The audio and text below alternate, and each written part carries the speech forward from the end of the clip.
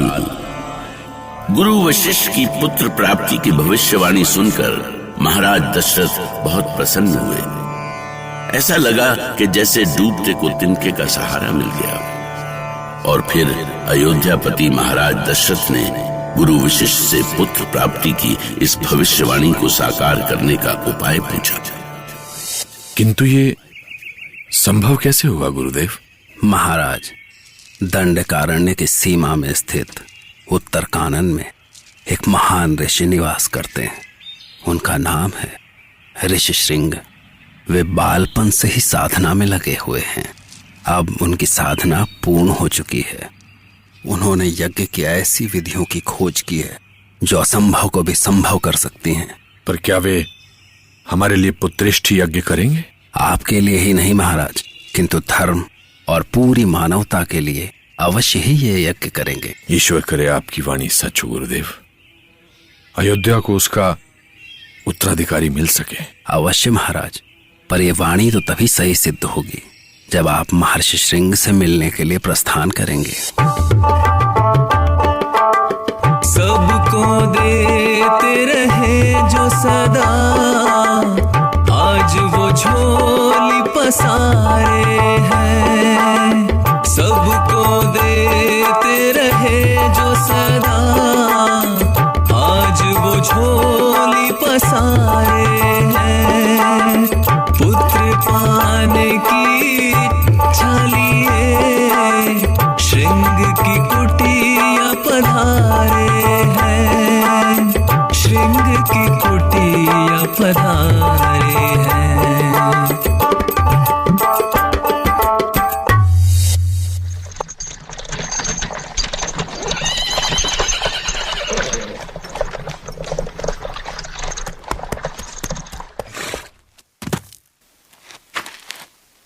महाराज, जैसा गुरु वशिष्ठ ने बताया था, उससे लगता है महर्षि श्रृंग का आश्रम यही है। हाँ सुमंत, हमें आश्रम में चलकर देखना चाहिए।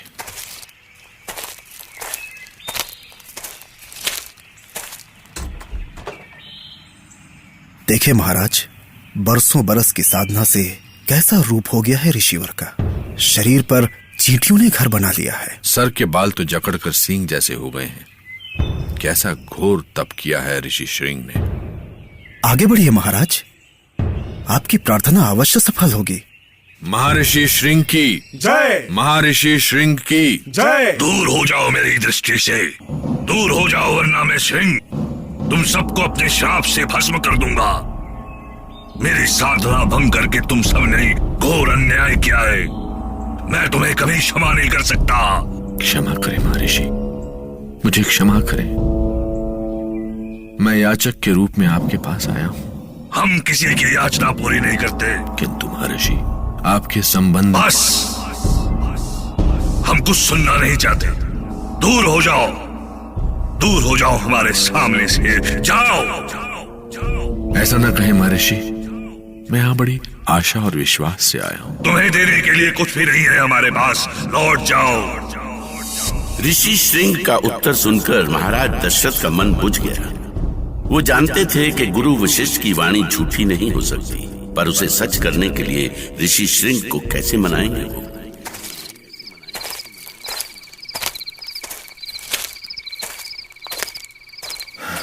अब क्या करें महामंत्री सुमंत, कैसा दुर्भाग्य है हमारा। महाराज, मैंने सुना है कि ऋषि अपनी साधना में ऐसे डूबे रहे कि आज तक उन्होंने किसी स्त्री को नहीं देखा। सामाजिक जीवन की दुख, पीड़ा, माया, मोह उन्हें छू भी नहीं सके। फिर वो हमारी पीड़ा कैसे समझेंगे? इसीलिए हमें उनके मन में भावनाएं जगानी होंगी जिससे वो हमारा दुख समझ सके। पर ये कैसे होगा सुमंत, कैसे? महामंत्री सुमंत ने सुझाव तब दीनी, नृत्य गान विविध आयोजन महाराज ने कीनी।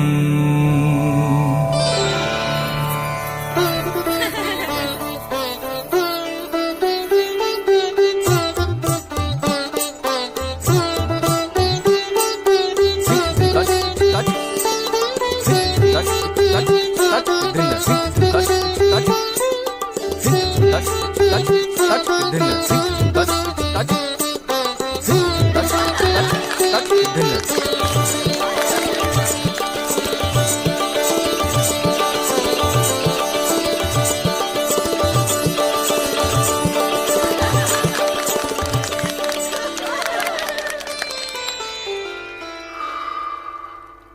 हो तुम लोग? महर्षि, मैं अयोध्या नरेश दशरथ हूं और ये अप्सराएं हैं। आपको प्रसन्न करने के लिए हमने ये आयोजन किया है। आपके संबंध में गुरुदेव वशिष्ठ ने। मुनि वशिष्ठ? क्या उन्होंने भेजा है तुम्हें? हाँ महर्षि, उन्होंने हमें अयोध्या के उत्तराधिकारी के लिए आपसे प्रार्थना करने को कहा है। उन्होंने कहा है कि आपका योग बल नक्षत्रों की गति भी बदल सकता है, असंभव को संभव कर सकता है। मैं मुनि वशिष्ठ का सम्मान करता हूं। कहो, क्या कर सकता हूं मैं तुम्हारे लिए? अयोध्या को उसका उत्तराधिकारी चाहिए ऋषिवर।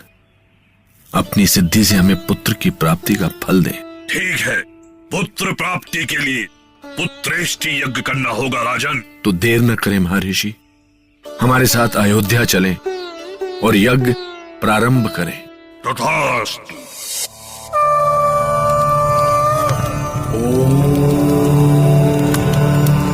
स्वास्ति नाह इंद्रो वृत्रश्रवा,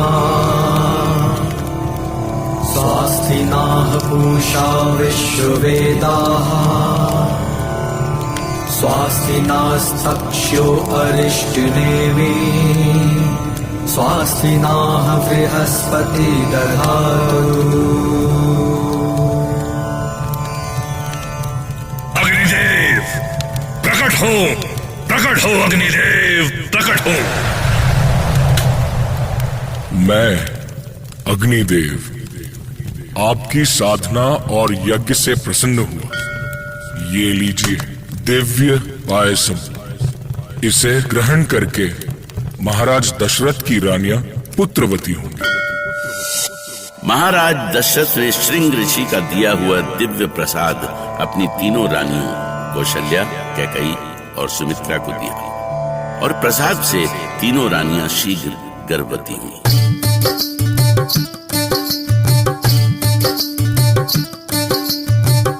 आवो रे आवो मेरे छोटे से लाला, तेरी किलकारी को तरसे है बाला। आवो रे आवो मेरे छोटे से लाला, तेरी किलकारी को तरसे है बाला। माता बुलावे पिता राह निहारे, कौशलपुरी की गलियां भी पुकारे। ठुमक ठुमक के पग तो बढ़ावो, पैरों की पैजनियां हमको सुनावो। आओ रे आओ मेरे छोटे से लाला, तेरी किलकारी को तरसे है बाला। आओ रे आओ मेरे छोटे से लाला, छोटे से लाला मोरे छोटे से लाला। भगवान विष्णु के लिए महारानी की भक्ति कुछ अधिक ही बढ़ गई है। जाने क्यों मुझे अपने होने वाले पुत्र में भगवान विष्णु की ही छवि दिखाई पड़ती है। ऐसा लगता है जैसे श्री हरि विष्णु स्वयं मेरी गोद में आने वाले हैं। श्री हरि की कैसी अद्भुत लीला है।